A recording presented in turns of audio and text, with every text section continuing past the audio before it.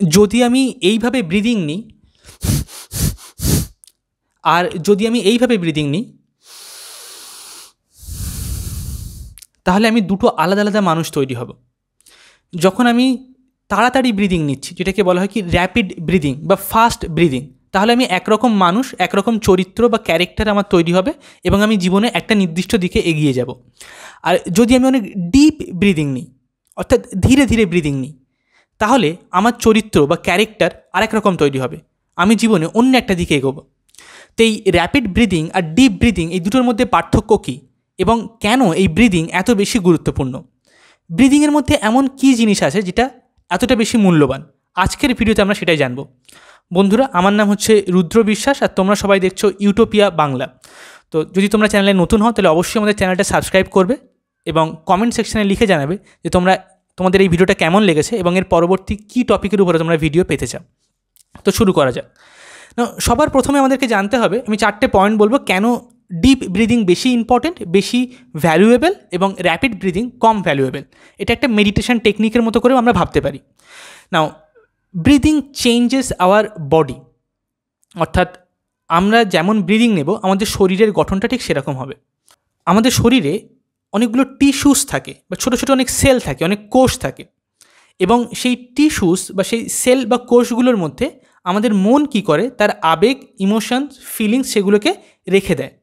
যেমন আমরা যদি আমাদের কাছে কোনো সোনা বা হিরে থাকে, তাহলে আমরা কী করি, সেটাকে নিয়ে বাড়িতে একটা লকারের মধ্যে রেখে দিই।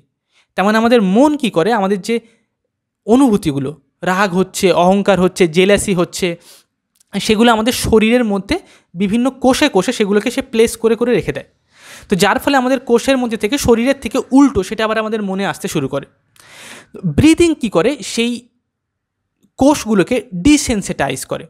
অর্থাৎ হয়তো আমরা পড়তে বসলাম বা কোনো একটা কাজ করছি, তখন আমাদের মধ্যে অনেক সেন্সেশন তৈরি হয়। আমাদের হাতে এখানে একটু স্ক্র্যাচ হচ্ছে, বডিটা খুব টায়ার্ড লাগছে, শ্রিঙ্ক হচ্ছে, অনেক লেজি ফিল হচ্ছে, অনেক গরম লাগছে, বা বিভিন্ন চুলকাচ্ছে, এখানে কীরকম হচ্ছে, এগুলো কি সেন্সেশন।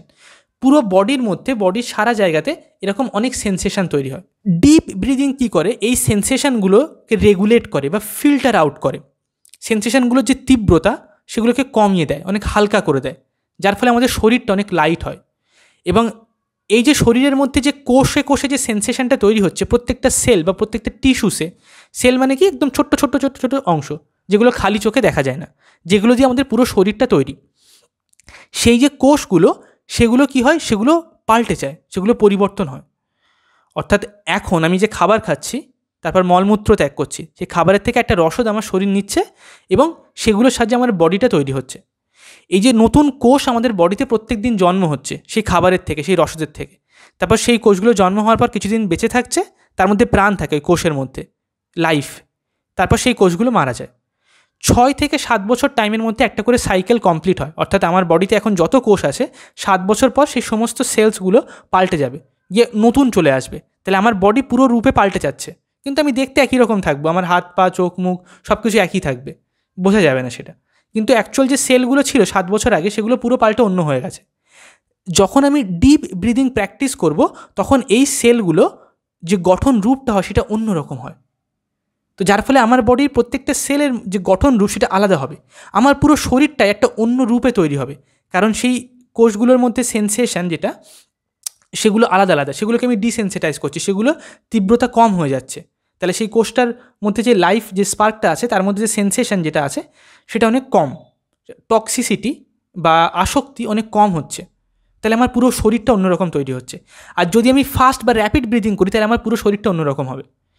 একজন ভালো স্টুডেন্ট যে আইআইটিতে চান্স পাচ্ছে, জয়েন্ট এন্ট্রান্সে ভালো রেজাল্ট করছে, তাদের শুধুমাত্র ভালো পড়াশুনো করে বা মেন্টালি ফোকাস করে এমনটা নয়, তাদের হাতের গঠন সেটা পুরো আলাদাই হয়। তারা বারবার লেখা প্র্যাকটিস করে, যারা বারবার পড়াশুনো করে, যাদের হাতের যে কোষগুলো বা সেলগুলো তারা আলাদা হয়। যারা ইউপিএসসি এক্সামে যে প্রথম 2 জন 5 জন বা 10 জন যারা হচ্ছে, তাদের কিন্তু পুরো বডির যে সেলগুলো বা স্ট্রাকচার, সেখানে যে সেন্সেশন প্রত্যেক মুহূর্তে তৈরি হচ্ছে, সেটার কিন্তু পুরো গঠনটাই আলাদা।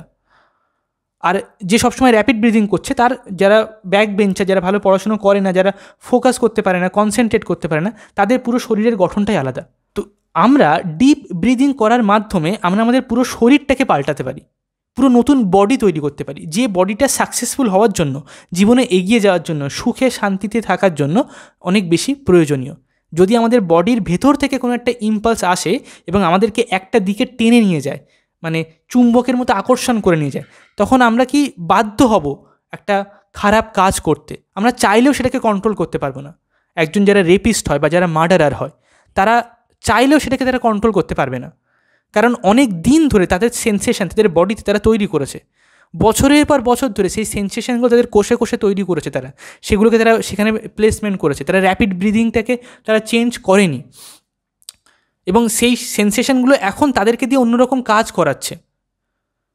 তারা চাইলেও সেটাকে আটকাতে পারবে না, তাদেরকে এডুকেট করতে হবে, তাদেরকে শিক্ষা দিতে হবে, তাদেরকে কোথাও গিয়ে একটা রিহ্যাব সেন্টারে পাঠাতে হবে।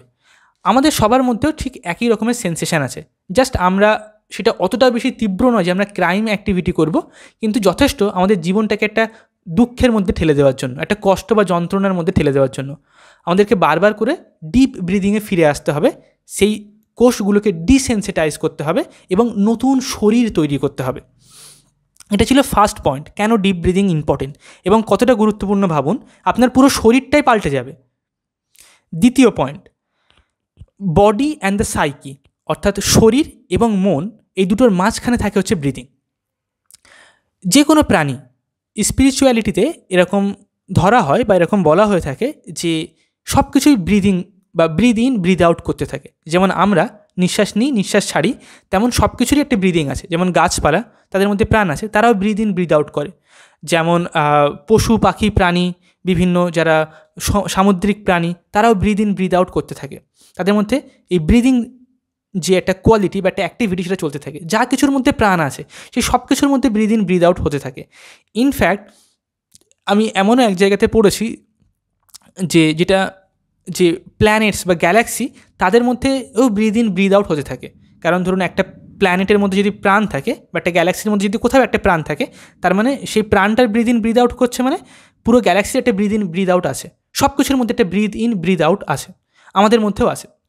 এবং সেই যে ব্রিদিং করা, সেটা অ্যাকচুয়ালি কি, সেটা বডি এবং মাইন্ড এই দুটোর মধ্যে একটা ব্রিজ, দুটোকে ধরে রাখে, দুটোর মধ্যে একটা কানেকশন। আমাদের মধ্যে একটা কনফিউশন তৈরি হয় যখন আমরা বড় হই, মানে একটা ক্যাওয়াস তৈরি হয়। একটা ট্রাফিক জ্যাম হলে যেমন হয় না, চারিদিকে সব গাড়ি হর্ন দিচ্ছে, একটার সাথে একটা আটকে গেছে, কোনটা কোন দিকে যাবে বোঝা যাচ্ছে না। তেমন আমাদের চিন্তার যে জগৎটা, সেটা হচ্ছে ঠিক সেরকমই। মন একদিকে যাচ্ছে, শরীরে একটু খিদে পাচ্ছে, টায়ার্ড মনে হচ্ছে, একটা কাজে আমরা ফোকাস করতে চাই কিন্তু পাচ্ছি না, এদিকে গিল্ট ফিল হচ্ছে, অ্যাংরি হচ্ছি, সব কিছু কনফিউজড হয়ে আছে আমাদের ফিজিক্যাল আর মেন্টাল স্টেটটা। ব্রিদিং হচ্ছে কি তার সূত্র, বা সেই পুরো যে স্টেটটা তার একটা কেন্দ্র। যদি আমরা সেটাকে পরিবর্তন করতে চাই, তাহলে ব্রিদিং থেকে আমরা সেটাকে স্টার্ট করতে পারি। যখন আমরা রেগে থাকি বা যখন আমরা হয়তো অনেক উত্তেজিত থাকি, তখন আমাদের ব্রিদিংটা অনেক র্যাপিড হয়, তখন আমাদের শরীরের ব্রিদিংটা পাল্টে যায়, ফ্রিকোয়েন্সিটা চেঞ্জ হয়ে যায়। কিন্তু আমরা সেটাকে উল্টো করতে পারি। আমরা যদি ব্রিদিংয়ের ফ্রিকোয়েন্সিটাকে পাল্টে ফেলতে পারি, তাহলে আমাদের সেই সেন্সেশনটাও পাল্টে যাবে, উল্টো হয়ে যাবে, ঠিক আছে। কিন্তু তার একটা লিমিট আছে, মানে এমনটা নয় যে আমি একটা পাগলা গারদের মধ্যে থাকবো আর আমি আমার ব্রিদিংকে পুরোপুরি অ্যাবসলিউটলি কন্ট্রোল করব, এবং যার ফলে আমার মধ্যে কোনো সেন্সেশন বা কোনো রকম মানে নেগেটিভ সেন্সেশন তৈরি হবে না, ঠিক আছে। যেটা লার্নিং পিরিয়ডে তো অ্যাটলিস্ট পসিবল নয়। যারা এস্ট্যাবলিশ, যারা মঙ্ক লাইফ লিড করে, তাদের জন্য সেটা পসিবল। ওকে, তো ব্রিদিং কি বডি আর মাইন্ডের মধ্যে একটা কানেকশান বা একটা ব্রিজের মতো। যখন আমরা ডিপ ব্রিদিং করি, তখন বডি আর মাইন্ডের সেই কনফিউশন যে স্টেটগুলো, সেগুলো ধীরে ধীরে ফিল্টার হতে থাকে, রেগুলেট হতে থাকে, এবং তার একটা সুনির্দিষ্ট স্তরে আসে, এবং দুটোর মধ্যে একটা ইউনিফিকেশান তৈরি হয়, দুটো একটা স্টেবিলিটি তৈরি আসে। স্টেবিলিটি মানে কি, একটা স্থির অবস্থাতে চলে আসে, ধীরে ধীরে একটা সাইলেন্সের মধ্যে আসে। তো সেই জন্য ডিপ ব্রিদিং অত্যন্ত গুরুত্বপূর্ণ। অর্থাৎ যেমন আমার ব্রিদিং হবে তেমন আমার সেন্সেশন, আবার যেমন আমার সেন্সেশন হবে তেমন আমার ব্রিদিং। তো আমরা সেন্সেশনটাকে তো চাইলে পাল্টাতে পারবো না। আমার মধ্যে একটা ফিলিংস আসছে, আমি চাইলে সেটাকে পরিবর্তন করতে পারবো না। কিন্তু সেই ফিলিংস যখনই আসছে বা সেই যে ইমোশনসগুলো যখনই আসছে, তখন আমার ব্রিদিংয়ের মধ্যেও একটা পরিবর্তন হচ্ছে, তার ফ্রিকোয়েন্সি চেঞ্জ হয়ে যাচ্ছে, র্যাপিড হয়ে যাচ্ছে, সেটা ফাস্ট হয়ে যাচ্ছে। আমরা যদি সেই ব্রিদিংটা সম্পর্কে অ্যাওয়ার হয়ে উঠি এবং সেটাকে পাল্টে দিই, তাহলে সেই সেন্সেশনটাও পাল্টে যাবে। অর্থাৎ এটাকে বলা হতে পারে কি, রিভার্স ম্যাপিং। ওকে, তো এই জন্য হচ্ছে ডিপ ব্রিদিং অত্যন্ত গুরুত্বপূর্ণ। র্যাপিড ব্রিদিং থেকে আমাদেরকে ডিপ ব্রিদিংয়ে আসতে হবে। এবং কতটা ডিপ ব্রিদিং হলে সঠিক, 1 মিনিটে কতটা ব্রিদিং থাকলে সেটা আমাদের লাইফের জন্য স্টেবল, সেটা আমি একটু পরে জানাচ্ছি। থার্ড যে পয়েন্ট আমাদের যেটা গুরুত্বপূর্ণ সেটা কি, এক্সট্রা সেন্সেস বা মোর সেন্সেস। যেমন আমাদের শরীরে 5টা সেন্সেস আছে, চক্ষু, কর্ণ, নাসিকা, জিহ্বা, ত্বক। ওকে, প্রত্যেকটা সেন্সেসের আলাদা আলাদা কাজ। চোখ দিয়ে আমরা দেখি, কান দিয়ে শুনি, হাত দিয়ে আমরা স্পর্শ করতে পারি, আমাদের বডি বা স্কিন দিয়ে আমরা টেম্পারেচার বা আশেপাশে যে পরিবেশ, জলবায়ু, সেগুলোকে আমরা অনুভব করতে পারি। ওকে, নাক দিয়ে আমরা স্মেল নিতে পারি, নিঃশ্বাস প্রশ্বাস নিতে পারি, এবং মুখ দিয়ে আমরা টেস্ট নিতে পারি। ওকে, তো 5টা সেন্সেসের আলাদা আলাদা কাজ থাকে। চোখ যে কাজটা করতে পারে সেটা নাক করতে পারবে না, এবং নাক যেটা করতে পারে সেটা চোখ কখনোই করতে পারবে না। আমরা চোখ দিয়ে শুনতে পাবো না যতই আমরা চেষ্টা করি না কেন, আর কান দিয়ে আমরা দেখতে পাবো না যতই আমরা চেষ্টা করি না কেন। তো এই যে 5টা সেন্সেস, এর পরে আমাদের মাইন্ডের মধ্যে কিছু সেন্সেস আছে। 5টাতেই আমাদের এটা হচ্ছে ফিজিওলজিক্যাল বা বডির উপরের স্তরে যে সেন্সেসগুলো আছে। কিন্তু চক্ষু, কর্ণ, নাসিকা, জিহ্বা, ত্বক, এই 5টার পরে হচ্ছে কি আসে, সেক্সুয়ালিটি। আমাদের মনের মধ্যে সেক্সুয়াল বা এরোটিক ইম্পালস তৈরি হয়। তারপরে কি আসে, ইমোশন বা ফিলিংস। আর তারপরে যে সেন্টার সেটাকে কি বলা হয়, ইন্টেলিজেন্স। আর সেই ইন্টেলিজেন্সের পরের যে সেন্টার সেটাকে বলা হয় কি, ইনসাইট পাওয়া।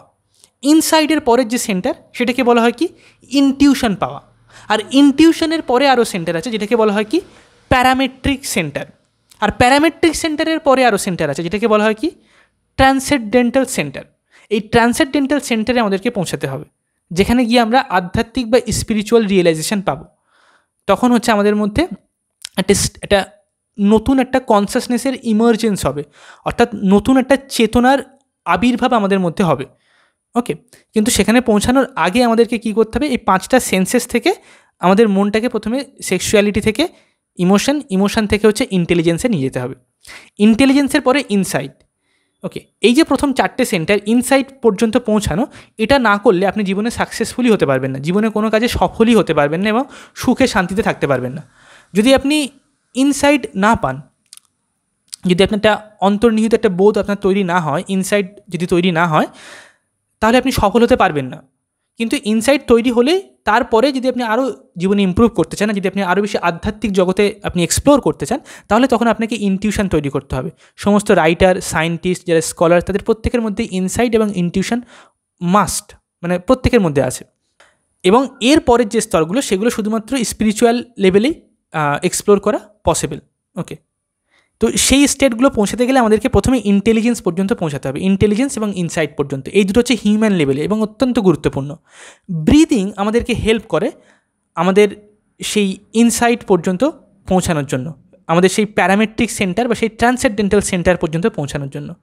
আমাদের ব্রিদিং যত ফাইন হবে, যত সূক্ষ্ম হবে, তত বেশি আমাদের এই সেন্সেসগুলো ধীরে ধীরে আমাদের মধ্যে থেকে ওপেন হতে শুরু করবে। যেমন যে কাজটা আমি কান দিয়ে করতে পারি, শুনতে পাই, সেটা আমি চোখ দিয়ে করতে পারবো না। ঠিক তেমনই যে কাজটা আমার মনের ইন্টেলিজেন্স সেন্টার বা ইন্টেলিজেন্ট যে মেন্টাল যে সেন্স, সে যে কাজটা করতে পারে, সেটা আমি ইমোশন দিয়ে করতে পারবো না। আর যেটা আমার ইনসাইট করতে পারে, যেটা আমার ইনটিউটিভ সেন্টার করতে পারে, সেই কাজটা কখনোই আমার ইন্টেলিজেন্স সেন্টার করতে পারবে না, সে যতই চেষ্টা করুক না কেন। তাহলে ব্রিদিং আমাদের সেই সেন্টারগুলোকে অ্যাক্টিভ করার জন্য বা সেগুলোকে ওপেন করার জন্য আমাদেরকে সাহায্য করে।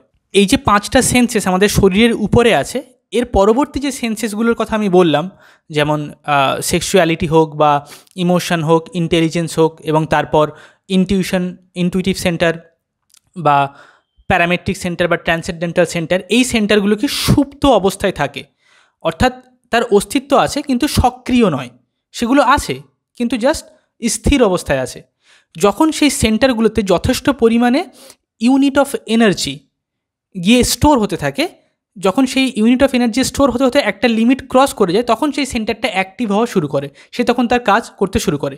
কিন্তু সেই ইউনিট অফ এনার্জি কী করে সেখানে স্টোর হবে, যখন আমরা আমাদের সেক্সুয়ালিটির যে সেন্টার, সেখানে আমাদের সবথেকে বেশি অ্যাক্টিভ থাকে আমাদের মাইন্ডের মধ্যে, সেটাকে যখন আমরা মিনিমাইজ করব, তারপরে সেন্টার ইমোশন, সেটাকে যখন আমরা মিনিমাইজ করব, তখন আমাদের ইন্টেলিজেন্স সেন্টার কাজ করতে শুরু করবে।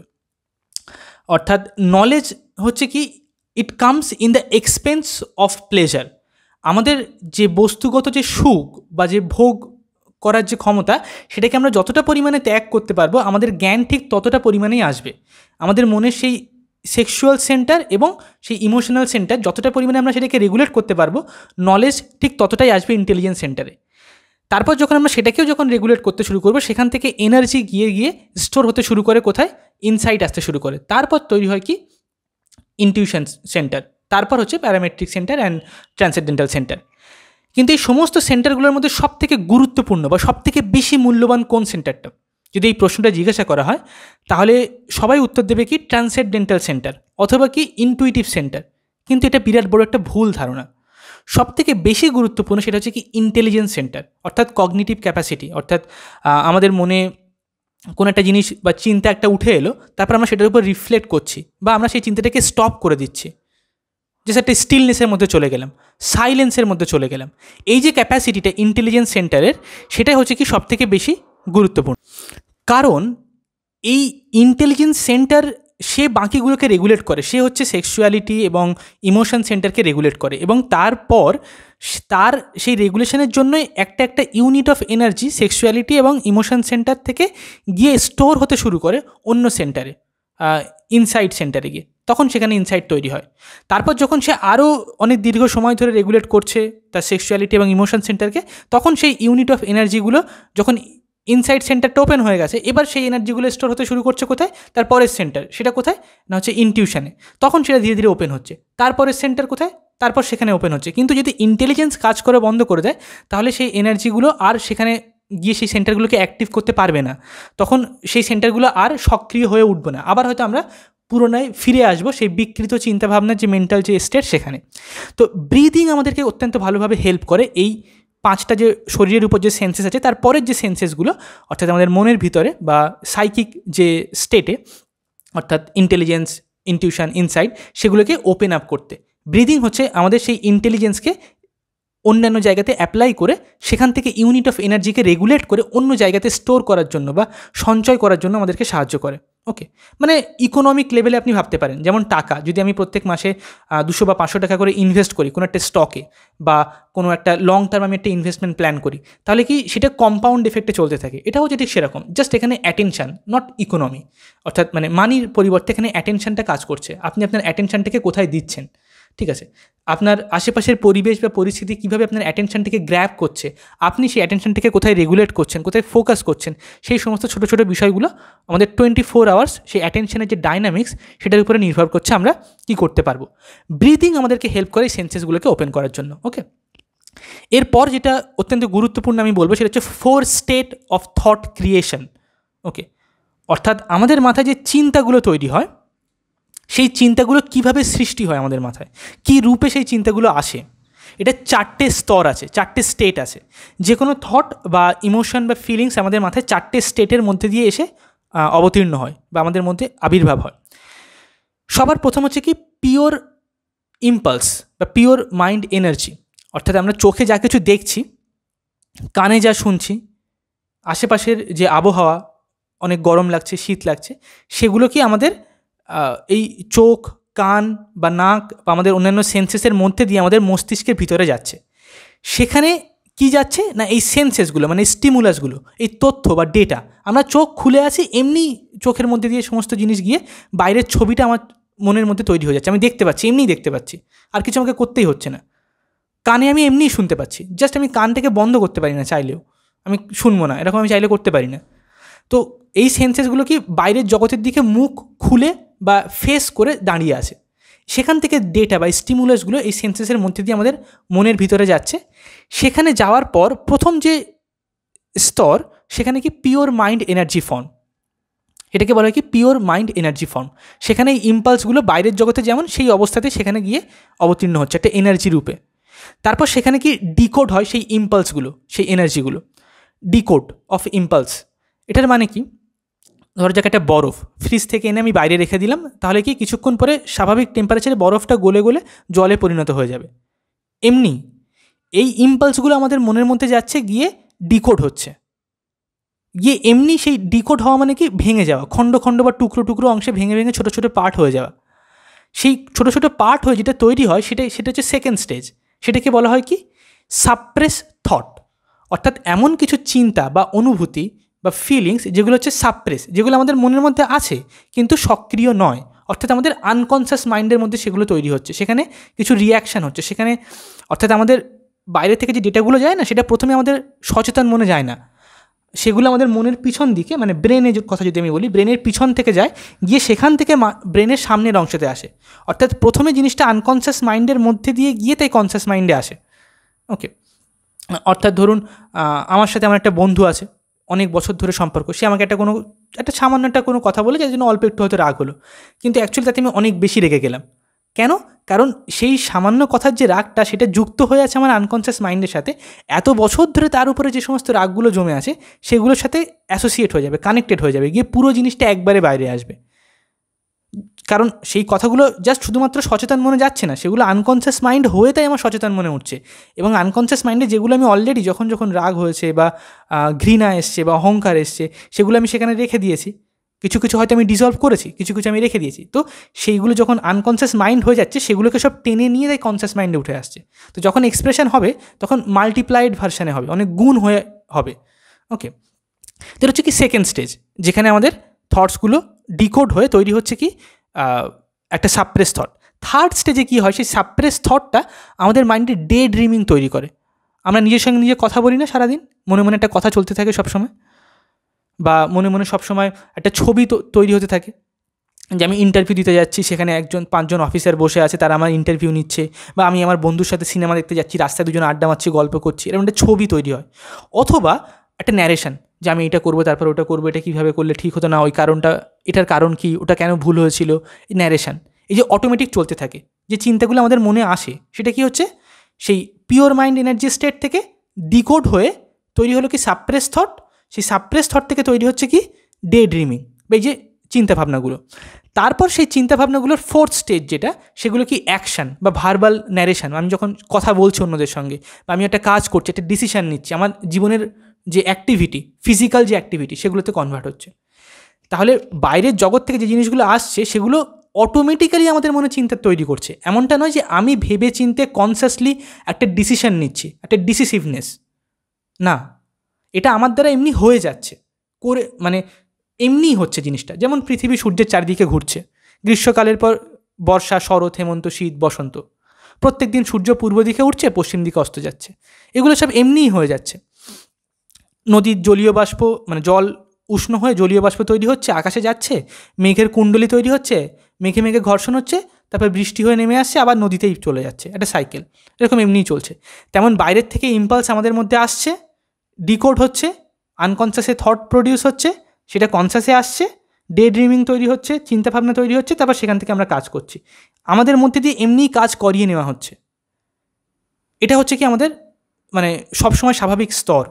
কিন্তু সেলফ রিফ্লেকশন বা রিথিঙ্কিং, এটা নিয়ে আমি আমাদের চ্যানেলে দুটো ভিডিও বানিয়েছি, সেলফ রিফ্লেকশন নিয়েও বানিয়েছি, রিথিঙ্কিং নিয়ে, যে দুটো অবশ্যই আপনি চেক আউট করবেন এই জিনিসটা ভালো করে বোঝার জন্য। সেলফ রিফ্লেকশন বা রিথিঙ্কিং মানে কী হয়, দুটো আলাদা ভিডিও। ওকে, সেই রিফ্লেকশন বা সেলফ রিফ্লেকশন যখন আমরা প্র্যাকটিস করি, তখন হচ্ছে সেটাকে আমরা নিজে থেকে, আমাদের যে হিউম্যান ক্যাপাসিটি, সেটাকে কাজে লাগিয়ে আমরা সেই ডিকোডেড যে থটস, সেগুলোর মধ্যে আমরা সিলেক্ট করছি, এই কথাটা আমি এখন বলবো না, বা এই কাজটা এখন আমি করব না। এই যে না বলার ক্যাপাসিটি, যেটা আমাদের মধ্যে অটোমেটিক্যালি ইম্পালসের দ্বারা আমাদের মনে তৈরি হচ্ছে যে জগৎটা, সেটাকে রিফিউজ করা, এটা করব না আমি, এটা এই কাজের মধ্যে আমি অংশগ্রহণ করব না, বা এই কথাটা আমি বলবো না, বা এই বিহেভিয়ারটা আমি করব না, তার পরিবর্তে আমি এইটা করব। এই যে ডিসিসিভনেস যখন আমরা সচেতনভাবে করতে পারছি, তখনই আমাদের মধ্যে ইন্টেলিজেন্স কাজ করছে, তখনই সেই ইন্টেলিজেন্স সেন্টার অ্যাক্টিভ হচ্ছে। এবং সেটা কখন হবে, এই ইম্পালসগুলো তো অত্যন্ত তীব্র হয়, সেগুলো আমাদের মধ্যে স্টিমুলাস তৈরি করছে, সেগুলোকে স্লো ডাউন করবে কে, ব্রিদিং। সেই ইম্পালসগুলো ডিকোড হওয়ার পর সেটা আমাদের যে সেন্সেস, আমাদের শরীরের মধ্যে যে অংশে ছড়িয়ে পড়ছে, তারপর সেখান থেকে আমরা অ্যাকশান বা কাজ বা কর্ম করছি, অ্যাক্টিভিটি করছি, সেটাকে স্লো ডাউন করবে কে, ব্রিদিং। তো এই ব্রিদিং হচ্ছে কি এই পুরো প্রসেসটা, যেটা অটোমেটিক্যালি চলতে আসছে একটা সাইকেলের মতো, সেটাকে কি করছে, তার মধ্যে সেটাকে মানে তার মধ্যে ব্রেক দিচ্ছে। যেমন গাড়ি চলছে না, ব্রেক আমরা কষলে গাড়িটা থেমে যায়, এবার আমরা কি অন্য ডিরেকশানে নিয়ে যেতে পারি, যে ডিরেকশানে চলছিল সেখান থেকে ঘুরিয়ে আমরা ডান দিকে বেঁকিয়ে দিলাম গাড়িটাকে, বা পিছন দিকে নিয়ে গেলাম, যেটা আমাদের জীবনের সঠিক ডিরেকশান। সেটার জন্য কী দরকার, ব্রিদিং। তো আমরা কি র্যাপিড ব্রিদিং করছি নাকি আমরা ডিপ ব্রিদিং করছি, সেটা হচ্ছে অত্যন্ত গুরুত্বপূর্ণ বিষয়।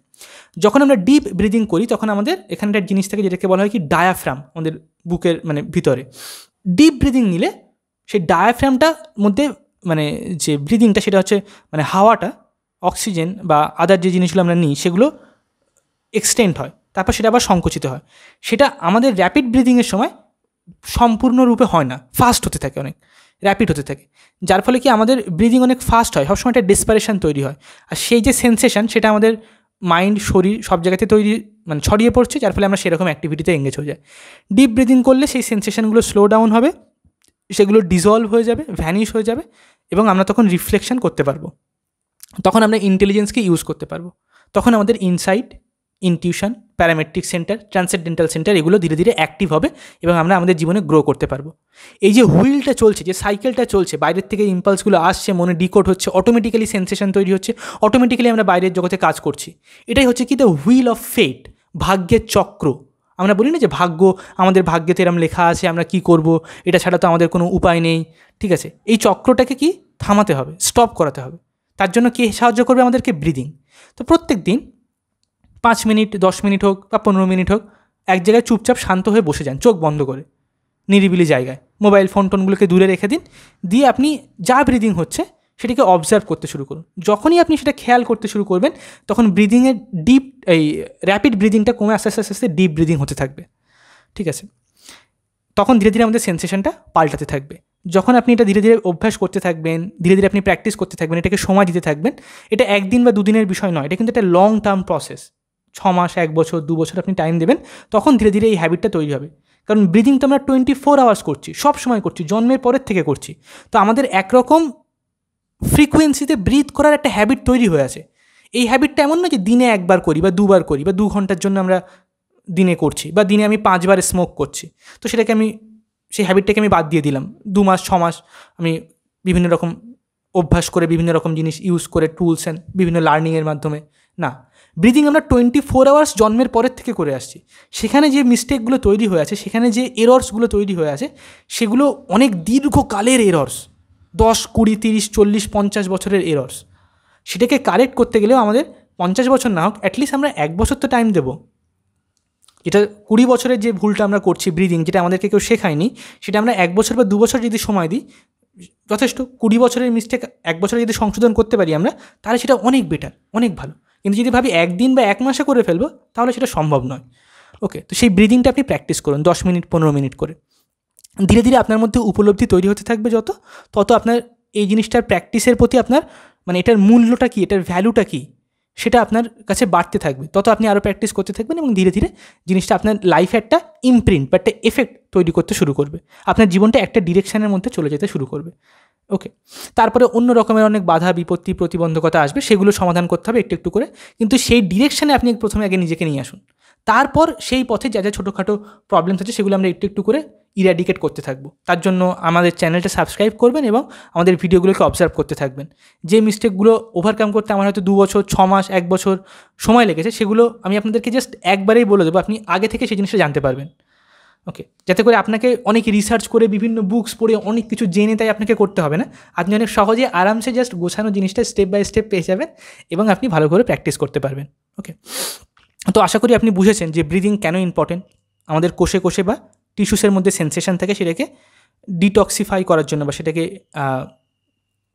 সেটাকে হচ্ছে স্টেবল সিচুয়েশানে আনার জন্য। ওকে, সেকেন্ড, ব্রিদিং বডি এবং মাইন্ডের যে কনফিউশন, সেটাকে স্টেবল জায়গাতে নিয়ে আসে। থার্ড, ব্রিদিং কি আমাদের মধ্যে নতুন সেন্সেস, সেগুলোকে অ্যাক্টিভ করে, মাইন্ডের যে সেন্সেস। ফোর্থ, ব্রিদিংয়ের যে 4টে স্টেটের মাধ্যমে যে থটসগুলো আমাদের মধ্যে অটোমেটিক্যালি ক্রিয়েট হচ্ছে, একটা হুইল অফ ফেট, সেটা কী করে, সেই হুইল অফ ফেটটাকে ইন্টারভেন করে, তার মাঝখানে চলে যায়, যে সেটাকে বাধা দিয়ে ব্রেক কষে সেটাকে থামিয়ে দেয়। তারপর আমরা যে পথে আমাদের জীবনটাকে নিয়ে যেতে চাই, সেই পথে আমরা নিয়ে যেতে পারি। এই জিনিসগুলোতে আমাদের ব্রিদিং সাহায্য করে, মেডিটেশন আমাদেরকে হেল্প করে। তো আজকের জন্য এতটুকু। তোমরা এই ভিডিওটা দেখে তোমাদের কেমন মনে হয়েছে, তোমরা কী শিখতে পারলে, সেটা অবশ্যই কমেন্ট সেকশনে লিখে জানাবে। 4টের মধ্যে কোন পয়েন্টসটা তোমাদের সবথেকে বেশি ভালো লেগেছে সেটা লিখে জানাবে, এবং পরবর্তীতে তোমরা কোন ভিডিও পেতে চাও সেটা অবশ্যই লিখে জানাবে। আমি অবশ্যই সেই টপিকের উপরে ভিডিও বানাবো যেটা তোমরা পেতে চাও।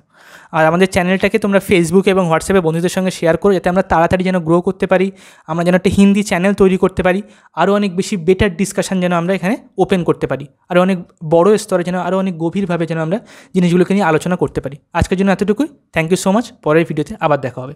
টাটা।